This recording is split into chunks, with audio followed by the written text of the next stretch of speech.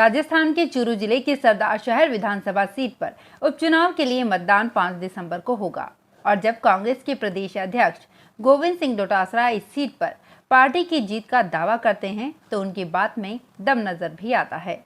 सहानुभूति की लहर का असर राज्य में पिछले उपचुनावों में देखने को मिला है और ऐसा माना जा रहा है कि कांग्रेस भी उसी को भुनाएगी। सरदार शहर की सीट कांग्रेस के दिग्गज विधायक भंवरलाल शर्मा के निधन से खाली हुई है। ब्राह्मण समाज पर मजबूत पकड़ रखने वाले शर्मा 7 बार विधायक रहे। उनका 9 अक्टूबर को निधन हो गया था। सत्तारूढ़ कांग्रेस सरकार पर क्या होगा असर? अब 2 सवाल उठते हैं। पहला तो ये कि क्या इस सीट पर चुनाव के परिणाम का कांग्रेस की मौजूदा सरकार पर कोई असर होगा? दूसरा, कांग्रेस किसे अपना उम्मीदवार बनाएगी? जहां तक पहले सवाल के जवाब की बात है तो नहीं। इस सीट पर उपचुनाव का परिणाम चाहे कुछ भी रहे, इसका राज्य की सत्तारूढ़ कांग्रेस सरकार की स्थिरता पर कोई असर नहीं होगा। राजस्थान के 200 सीटों वाली विधानसभा में इस समय कांग्रेस के कुल जमा 107 विधायक हैं और वो 101 के जादुई आंकड़े से आराम से आगे है। इस समय भारतीय जनता पार्टी के 71 विधायक हैं तो 13 निर्दलीय विधायक हैं। रोचक तो ये भी है कि राज्य में एक के बाद एक यानी 2023 के आखिर में नए विधानसभा चुनाव होने हैं। ऐसे में इस सीट पर उपचुनाव महज औपचारिकता भर है। राजनीतिक विश्लेषकों का कहना है कि भले ही सरदार शहर का उपचुनाव अगले साल होने वाले विधानसभा चुनाव का सेमीफाइनल नहीं हो, लेकिन किसी भी तरह का उलटफेर सत्तारूढ़ कांग्रेस की किरकिरी करवा सकता है। हालांकि कांग्रेस को अपनी जीत का पूरा भरोसा है।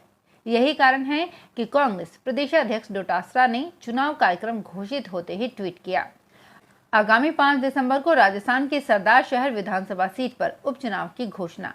कांग्रेस पार्टी है तैयार, जीतेगा सुशासन, जीतेगी कांग्रेस। सरदार शहर में भी सहानुभूति का सिक्का चलेगा। राजनीतिक गलियारों में चर्चा है कि सरदार शहर में भी सहानुभूति का सिक्का चलेगा। मौजूदा सरकार के कार्यकाल में हुए विधानसभा उपचुनाव में आमतौर पर ऐसा ही होता आया है। इसका उदाहरण 2018 के विधानसभा चुनाव के बाद राज्य में अब तक कुल 7 सीटों पर हुए उपचुनाव हैं। इनमें सत्तारूढ़ कांग्रेस ने 5 सीटें जीती। इनमें सुजानगढ़, सहाड़ा, वल्लभनगर, मंडावा व धरियावद शामिल हैं। धरियावद में मंडावा तो कांग्रेस ने भाजपा से छीन ली। भाजपा केवल राजसमंद की सीट पर हुए उपचुनाव में जीती। एक और सीट खिवसर पर राष्ट्रीय लोकदल पार्टी ने अपना कब्जा बरकरार रखा, जहां हनुमान बेनीवाल के भाई नारायण बेनीवाल जीते।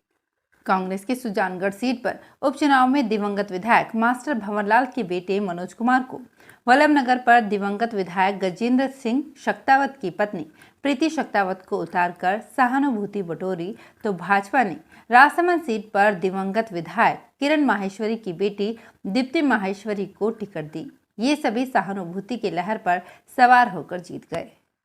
ऐसा माना जा रहा है कि कांग्रेस सरदार शहर सीट पर भी सहानुभूति का कार्ड चलते हुए भंवरलाल शर्मा के परिवार में किसी को टिकट दे सकती है। सरदार शहर विधानसभा क्षेत्र में 2,89,579 मतदाता हैं। कांग्रेस के लिए भरोसा इस बात का है कि 2018 के विधानसभा चुनाव में उसके प्रत्याशी भंवरलाल शर्मा 95,000 से अधिक वोट लेकर जीते। भाजपा को उम्मीद इसी चुनाव में मिले 78,000 से अधिक वोट व सरकार विरोधी लहर है। आपको बता दें कि भाजपा 2008 में ये सीट जीत चुकी है। अब देखना होगा कि इस उपचुनाव में मतदाता किसका समर्थन करते हैं। सरदार शहर में सामान्य सीट कुल मतदाता 2,89,579, कुल मतदान केंद्र 295। 2018 विधानसभा चुनाव में कांग्रेस जीती।